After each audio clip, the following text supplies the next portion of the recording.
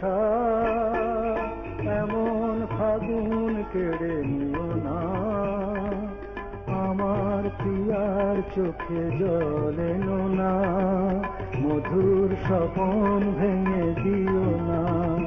হায় বরষা এমন ফাগুন কেড়ে নিও না, আমার প্রিয়ার চোখে জল এনো না, মধুর স্বপন ভেঙে দিও না।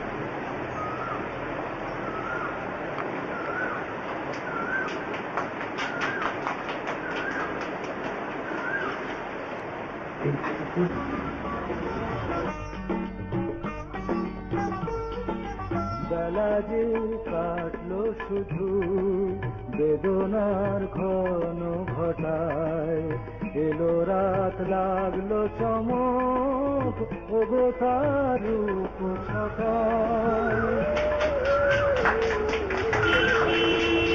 যে বৃদ্ধাশ্রম গড়ে তোলবার অনুষ্ঠানটি হলো, প্রক্রিয়া শুরুটি হলো, তাতে আমি সবিশেষ আনন্দিত। কেননা দেখা যায় সমাজে বৃদ্ধারা তারা ক্রমেই যেন একেবারে তারা পেছনের দিকে তাদেরকে টেনে নিচ্ছে, তাদের সামনে কোনো টাকাবার ভরসা নেই, আশা নেই, এইরকম। অথচ আমি মহারাষ্ট্রে এবং অন্যত্র দেখেছি, মহারাষ্ট্রে দেখেছি, গুজরাটে দেখেছি, যে বৃদ্ধদের জন্য যে বৃদ্ধাশ্রম, সেখানেও তারা নিয়ত কোনো না কোনো কাজে নিযুক্ত থাকেন এবং কর্মসংস্কৃতিটাকে সুন্দরভাবে তারা সাহায্য করতে থাকেন। বৃদ্ধারা কিন্তু পুরোনো দিনে তাদেরকে সংসারে ভার বোঝা মনে করা হতো না। পুরোনো দিনে বৃদ্ধাকে একটা বড় ভূমিকা থাকত, হয়তো তারা শিশুদেরই দেখতেন কিংবা গল্প শোনাতেন। বৃদ্ধদের কাছ থেকে গল্প শোনা শিশুদের শিশু শিক্ষার একটা অসামান্য ব্যাপার বলে আমি বলি। আমি নিজেও শৈশবে বৃদ্ধ এবং বৃদ্ধাদের কাছে অনেক গল্প শুনেছি, এবং কোন নদীতে বান এসেছিল, কোনবার ঝড় হয়েছিল, কোনবার কি বন আগুন লেগে জ্বলে গিয়েছিল, এসবের মধ্যে দিয়ে প্রতিটি পাঠেরও অন্য একটা কোথাও একটা পটভূমি তৈরি হতো। এগুলো খুবই প্রয়োজন। যারা যে কাজ করেছেন আমি তাদের সর্বাঙ্গীন সাফল্য কামনা করি, এবং আমি সবসময় বলবো, যদি আমার দ্বারা সম্ভব হয়, তাহলে আমি কিছু করতে পারি, কিছু লিখে কিছু করলে আপনারা আমাকে নিশ্চয়ই জানবেন। এদের সকলের শুভ মস্ত। দিদি, এদের প্রয়াসটা তো অসামান্য, সেটা নিয়ে সংশয় নেই। আপনি একটু বলুন যে আজকের দুনিয়া যেটা দেখা যায় যে বৃদ্ধাশ্রমটা যেন অত্যাবশ্যক হয়ে পড়েছে, সংসারের স্থান সংকুলান হচ্ছে না, এটা কি আধুনিক সমাজের পক্ষে এই বার্তা দেয় না যে আমরা বয়স্কদের স্থান দিতে পারছি না সংসারে? এখানে আমি বলবো বৃদ্ধাদের স্থান সংসারে অত্যন্ত কম হয়ে যাচ্ছে। তাদের কোথাও রাখবার একটা চেষ্টা দেখা যাচ্ছে সর্বত্র।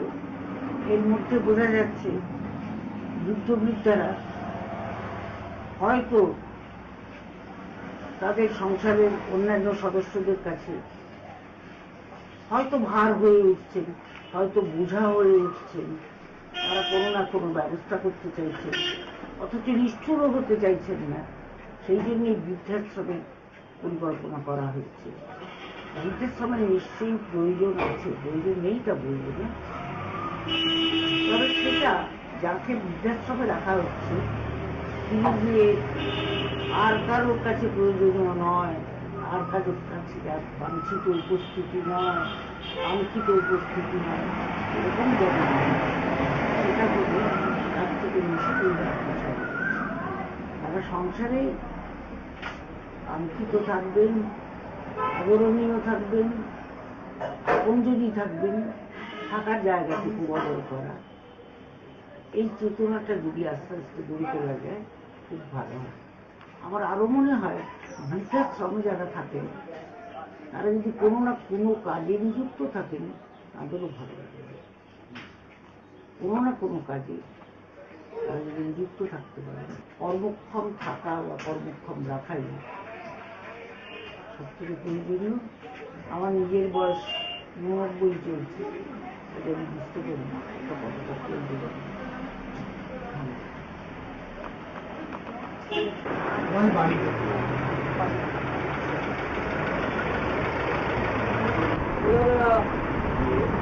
মাথা গাছ ছাড়া জাতীয় ঘাস নিজেরাই আস্তে আস্তে কথা বলতে বলতে কাজ করতে করতে শিখতে শিখতে মনে থাকে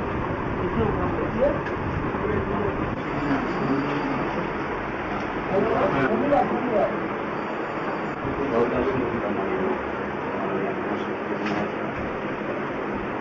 বৃদ্ধাশ্রমটির নাম সরকার শ্রমিক আবাস, এটা পরিচালনা করছে আইসিসি, আইডিয়াল কালচার।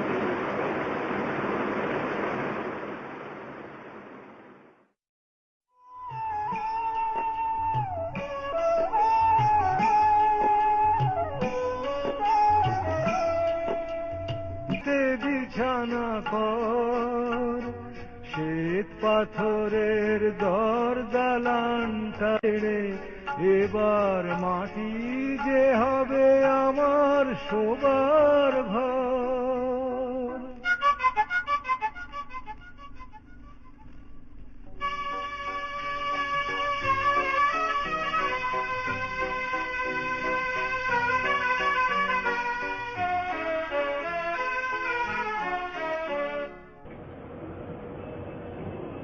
আমার রিটায়ারমেন্ট করার পরেই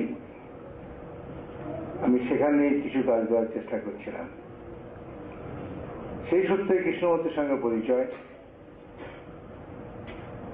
রিসেন্টলি ওখানে আমি 2টো মেয়েদের কলেজ চালু হয়েছে এবং 3টে কম্পিউটার ট্রেনিং সেন্টার। কৃষ্ণমূর্তি আমার বাড়িতে বীরভূমে রামপুরহাটের মালগ্রামে, আমার সেখানে ছোট মোটো মঞ্চ আছে, সেখানে অনেকবার আমার গান শুনিয়ে এসছেন, সেই সূত্রে পরিচয়। ওর আপনার অর্গানাইজেশন যেটা রয়েছে সেখানে আমি একজন প্যাট্রন। কিছুদিন আগে ও যখন আপনার এই অর্গানাইজের কথা বলে, আমার মনে হয় সাঁইতিয়াতে, আমি ওকে কথা দিয়েছিলাম যে আমি এখানে আসবো। ও জানে আমার একটা স্কুল আছে এখানে, সেখানে কিন্তু তার অ্যানুয়াল কনসার্ট চলছে, অনেক ডিগনিটারি সেখানে রয়েছে। আমি তার ফাঁকে ছুটে এসেছি, আবার সেখানে ফিরে যাব। আমার ব্লেসিং এই সংস্থার সঙ্গে থাকবে এবং আমি যে কাজগুলো বিভিন্ন করছি, সাব ডিভিশন রামপুরহাট, এই সাব ডিভিশনটা বোধ হয় শিউরি সাঁইতের কাছে